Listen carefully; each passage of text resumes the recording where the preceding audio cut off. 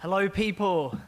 I'm here to talk about Bitcoin and the philosophy of illegalism and squat ideology. And Bitcoin is a new cryptocurrency that we can use to trade between one another without central banks and without governments.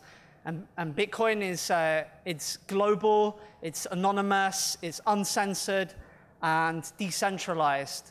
And with this cryptocurrency, you can trade with different people.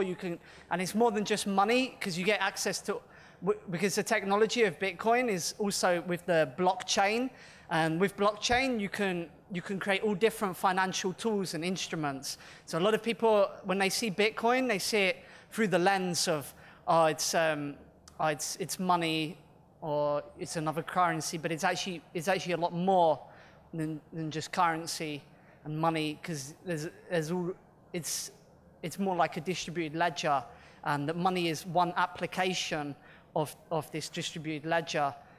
And one of the cool things about Bitcoin is about bringing the trade back into the hands of us. We are now the people that control our finance.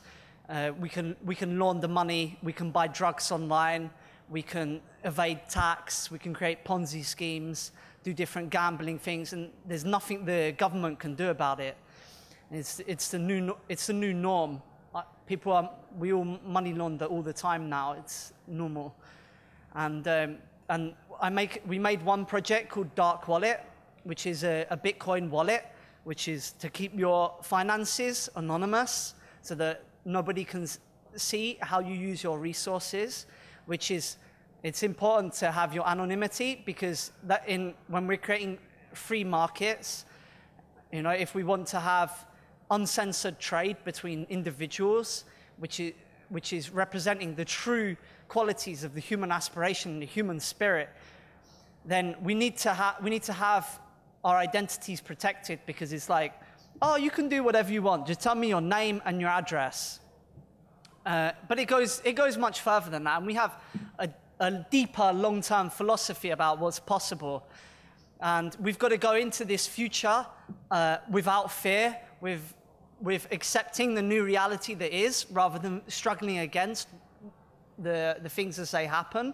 And we've got to be bold in our vision of how we do the things, because why we live in a time of high science and high technology, yet people have less time to spend with their kids. People are working worthless jobs, increasingly for less and less amount of money, and doing silly work.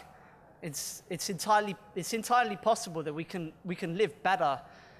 We can live in cool places with hack labs and boxing gyms and cinemas, and all different, and swimming pools, and all different cool activities that grow you as a person around other liberty-minded people.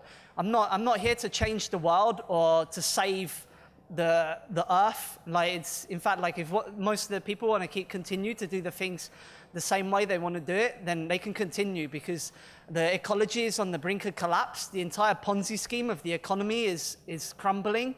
The states are becoming more fascist.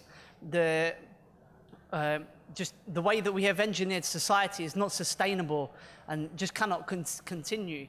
And maybe they try to shame us with when we know what is right and we do the things that we are somehow meant to feel that as free people we should subsume, we should castrate ourselves beneath the power structures, that we should somehow be shamed into wanting our own autonomy and our own liberty. There's been this myth since the end of the Second World War of the great grand democratic institution where with all the people in it saying, oh, I am neutral, I am an independent arbiter on behalf of the great grand society, and this whole image of the people moving up the ranks based on qualifications and awards that are given based on neutral criteria, and that we are people that don't favor one group of people over the other, and that somehow these grand institutions manifest the will of the people, and that there's this clear separation between the public and the private sector, while leaving a nice little safe operating space for NGOs and non-profits. But if anything, this myth has not been true since at least the 60s. And in fact, it's more like there are different power groups with different amounts of power in a buyer's market. It's more like free market statism.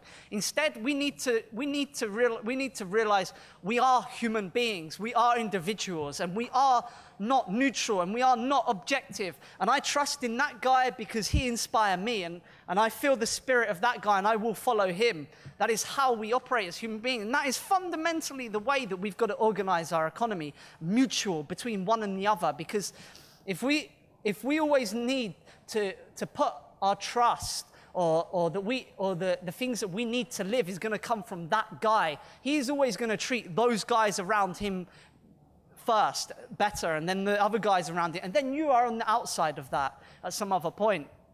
You know, instead, if we need the services that we need to live, we need to make them between ourselves, because that's the only way that we can have the things serve us.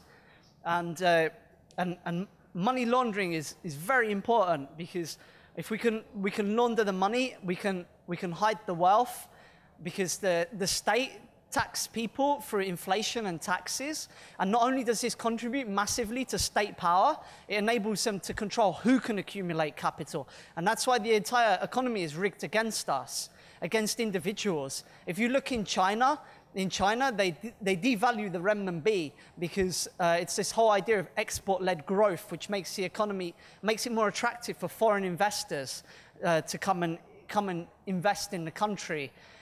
And this makes the Chinese state and the Chinese industry strong, but it makes Chinese people poorer.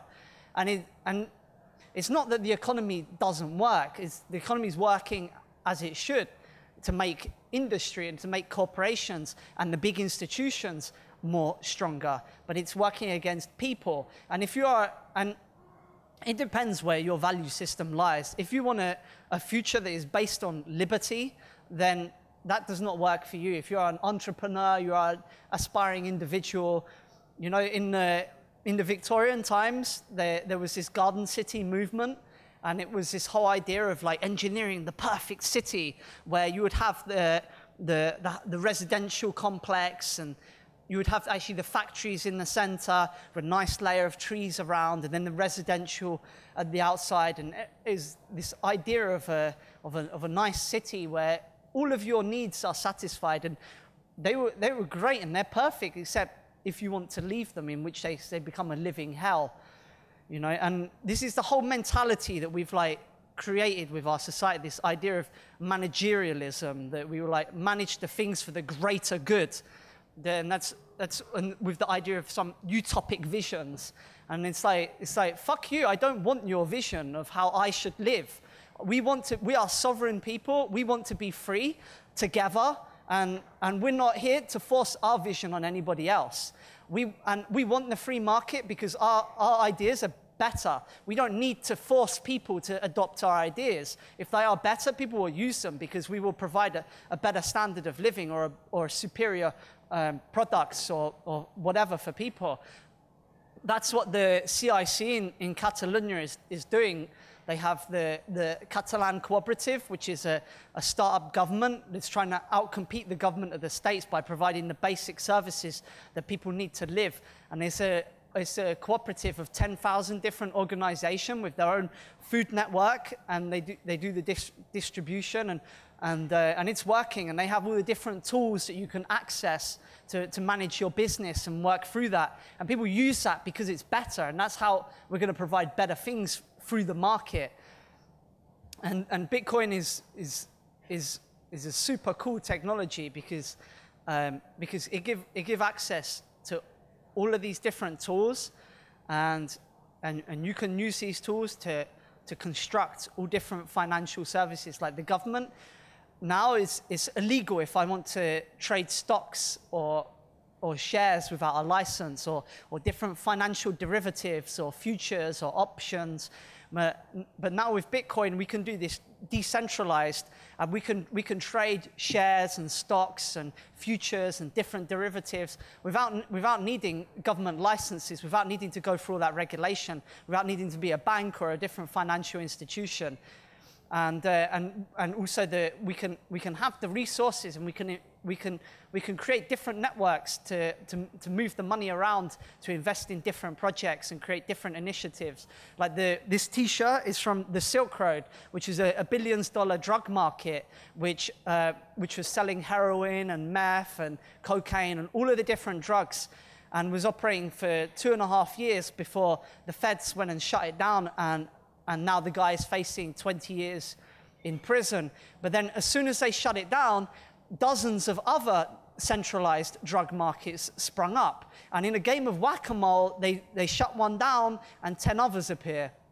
And now we are moving into the stage of decentralized drug markets with no central operators and no single points of failure. What are you going to do about it? This is the future.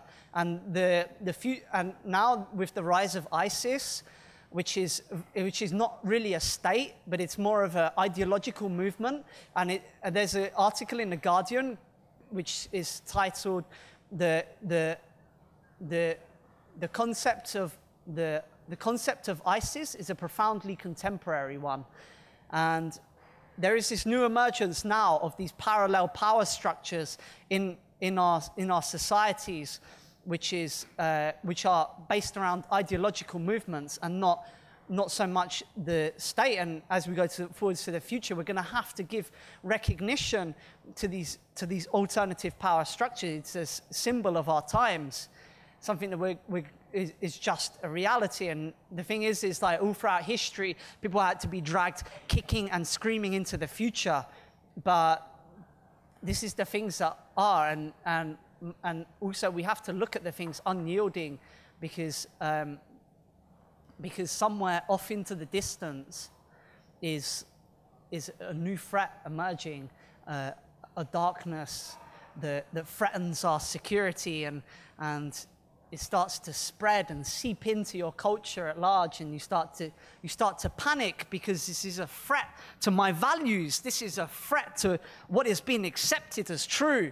But maybe if we sum up the courage to face these new times head on and peek behind the curtain, we can maybe see something that is something deeper and grander than any single human could have imagined, something better, you know. And it's not just about comfort and security, it's about human aspiration and spirit, which has been sucked dry from our lives, you know, that our source of well-being and purpose comes from self-realization, from ourselves, not from the big society or the big institution or the large, powerful nation state.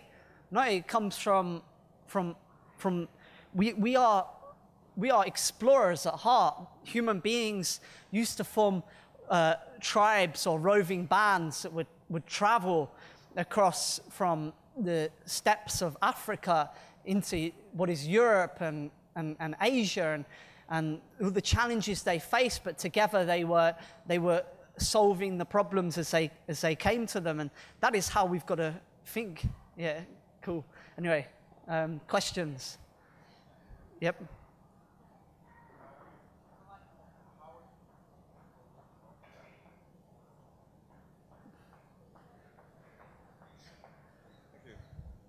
Hi.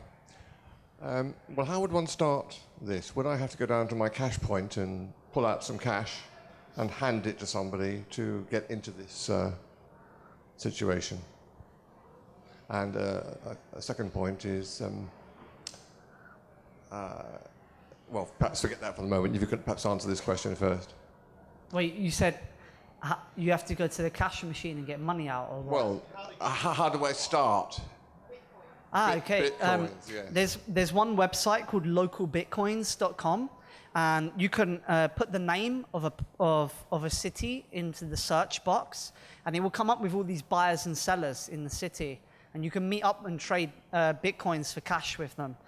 Face to face? Yeah, face to face.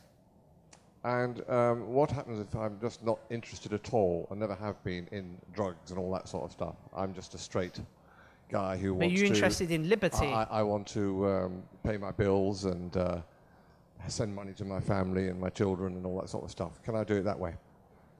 Yeah, if you are interested in freedom, then why hold the dollar or the euro or the pound? Hold bitcoins. So your advice would be to go to my bank and say, right, I want every penny transferred into bitcoins. Yeah, or if you want to hedge against the risk, you could keep some percentage in a fiat currency, but the fiat currencies are fundamentally a losing proposition. So if I were to hedge, I would only maybe keep 10% of my assets in fiat. For me personally, I'm a bit of a gambler, so I go long 100%. Okay, thanks.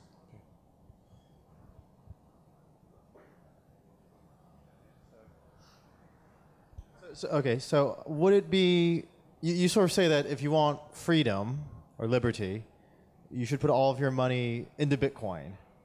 But would it be possible that there would be conceptions of freedom that don't involve like transferring coins of any sort around? So you can imagine doing things for other people, just because you care for them, for example.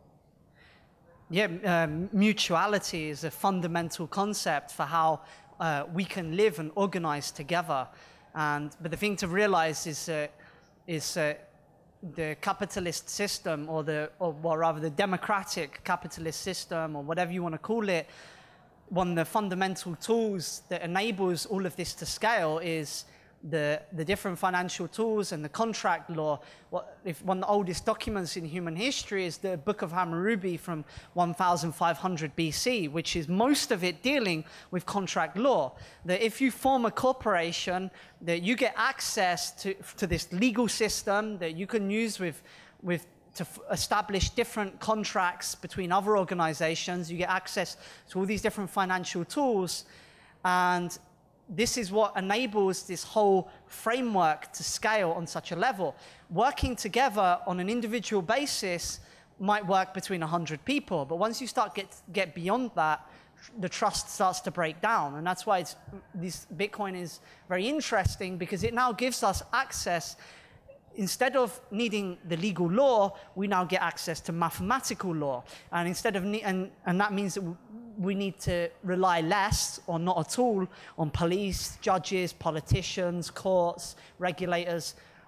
We now establish a purer form of organization or trust between organizations on a very pure level.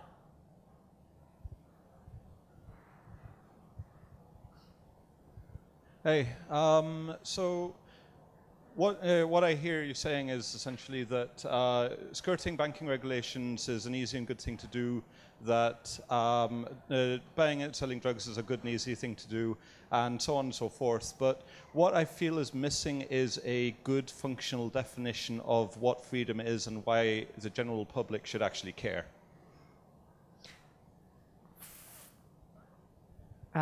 Freedom for the pike is death for the minnows.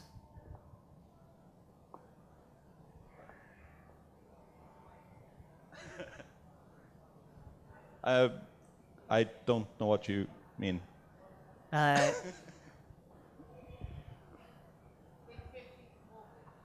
Yeah.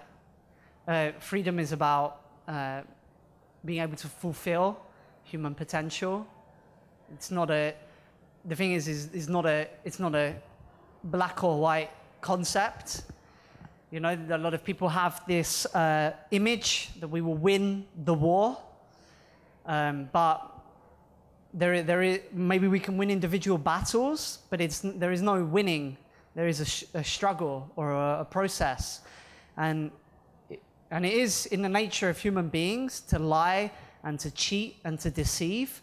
But human beings who do not lie and cheat and deceive will find each other, and because they do not lie and cheat and deceive each other, they can work together and they're more efficient, and rather it is this actual process of striving towards that is what is valuable, what is lends purpose, and discovering the whole thing. Like, I'm not a believer in utopias or anything. Like, I think there are real problems that we need to fix in our world, and we need to escape the dogma and the ideologies and the blah blah and all the nonsense. Hi again. Hi. So I would have to meet somebody, perhaps on a street corner somewhere, with cash, and then say bye-bye to that cash because it's now a Bitcoin. You know, it would be anonymous. Nobody would know about it, the police, myself, anybody except this organization. Yeah, well, you can use different tools. It's like anonymity is not a perfect or a clear-cut concept. You can use different tools to more further anonymize yourself. And the tools are getting stronger and better all the time. So there's all different tools now that you can also like mix the money to like launder it with all different people around the world, so that it makes it difficult to trace the origin of the money.